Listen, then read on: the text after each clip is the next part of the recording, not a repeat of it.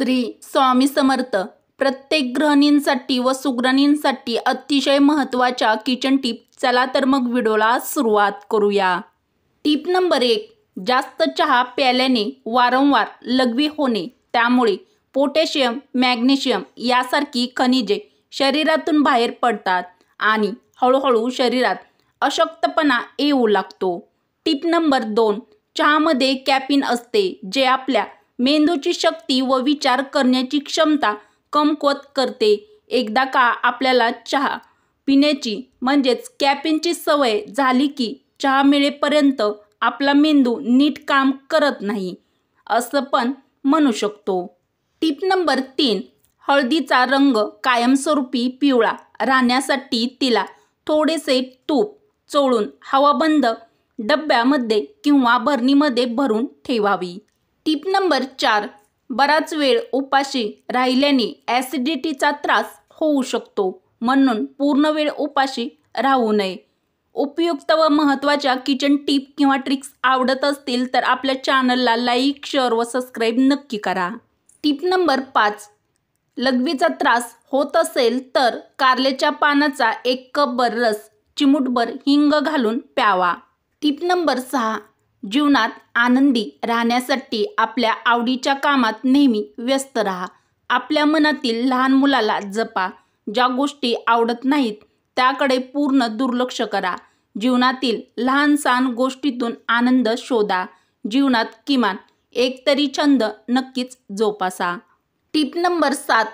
दररोज 1 लसणाची पाकळी भाजून त्यावर मीठ लावून खाल्ल्यास रक्त वाढण्यास मदत होते. तर ज्यांना रक्ताची कमतरता आहे त्यांनी ही टिप फॉलो करू शकता. Tip number 8. स्वयंपाकघरात कुकरमध्ये स्वयंपाक करताना मुलांना आजूबाजूला खेळू देऊ नये. काही गृहिणी लहान मुलं असतील तर अगदी किचन ओट्यावर बसून स्वयंपाक बनवतात. हे देखील अतिशय चुकीचे आहे, कारण गॅस आणि कुकर दोघांचाही वापर खूप जपून करावा लागतो. थोड्याशा चुकीमुळे देखील मोठी दुर्घटना होऊ शकते.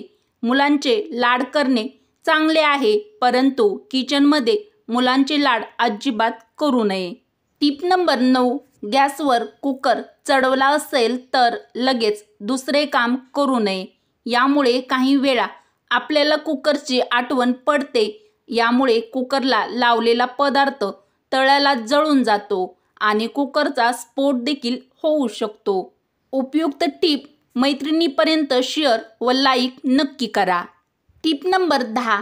चेहरा उजळण्यासाठी हळद व दुधाची साय एकत्र करून 15 ते 20 मिनिटे चेहऱ्यावर लावून ठेवा. याने चेहरा उजळतो. Tip number 11. ॲसिडिटी व बद्धकोष्ठता यासारखे पोटाचे विकार मका खाल्ल्याने दूर होतात. त्याच्या सेवनाने पोट साफ होण्यास मदत होते. अत्यंत महत्त्वाची टिप नंबर 12. आहारात विविध भाज्यांचे सूप घ्या. विशेषतः रात्रीच्या जेवणात द्रव्य म्हणजेच पातळ पदार्थ पचनास हलके व कमी कॅलरीज असतात, त्यामुळे ते वजन वाढू देत नाहीत. Tip number 13.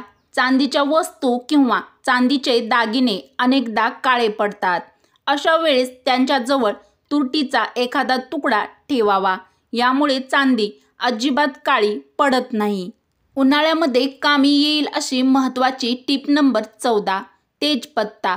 जेवणाचा स्वाद वाढवण्यासाठी तेजपत्ता वापरला जातो. मात्र याच तेजपत्त्याच्या मदतीने तुम्ही उन्हाळ्यामध्ये येणाऱ्या घामाचा दुर्गंध दूर करू शकता.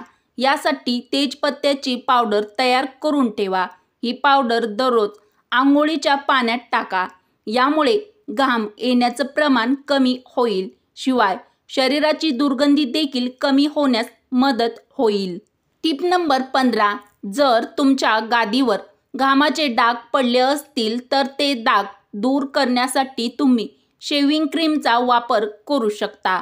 यात असलेल्या एन्झाईमने डाग हलके होतात व सहजपणे निघून जातात.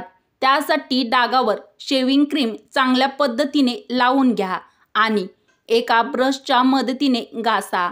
नंतर 1 तासासाठी तसेच राहू द्या आणि नंतर कापडाने हे पुसून घ्या. ही ट्रिक्स तुम्ही सर्व प्रकारच्या गादीसाठी वापरू शकता। टिप नंबर 16, दररोज नियमित काळे मीठ घालून लिंबू पाणी प्यायल्यास पोट चांगले साफ होण्यास मदत होते। यामुळे आपले वजन कमी होण्यास देखील फायदा होतो।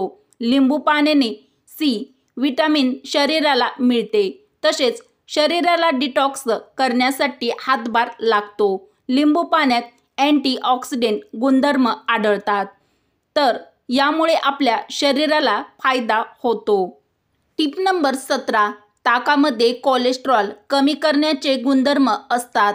नियमितपणे ताकाचे सेवन केल्यास रक्तातील कोलेस्ट्रॉलचे प्रमाण आणि त्यामुळे रक्तपेशीमध्ये सूज येत नाही, तसेच हृदयाचे आरोग्यही चांगले राहते।